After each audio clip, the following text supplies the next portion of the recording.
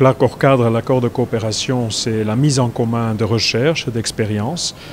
J'en veux pour exemple la publication sur,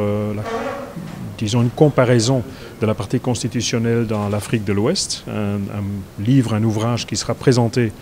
aujourd'hui à la presse. C'est un exemple où nous voulons coopérer avec la Cour constitutionnelle afin de tirer profit de son expérience et de son exemplarité. D'abord, c'est l'exemplarité de la Cour constitutionnelle béninoise qui joue un rôle clé dans la pacification du débat politique, en objectivant ce débat, en faisant référence aux principes essentiels de la Constitution. Et donc là où je crois que notre organisation peut apporter son soutien à des éléments clés du fonctionnement de la démocratie, des élections, je crois que nos États membres de notre organisation, européens, américains, sont aussi très avides d'apprendre du Bénin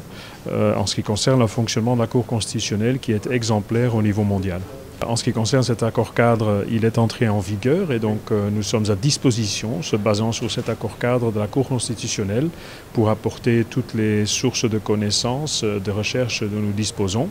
Et nous voulons aussi, en élargissant à d'autres pays,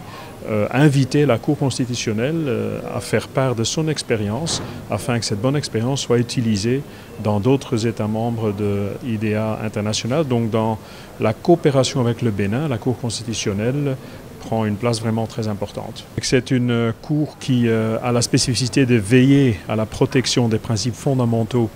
de la Constitution béninoise, la liberté des citoyens,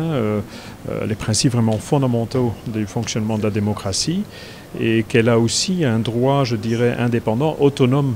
d'initiative, ce qui n'est pas toujours le cas dans d'autres pays, y compris les États membres d'IDEA.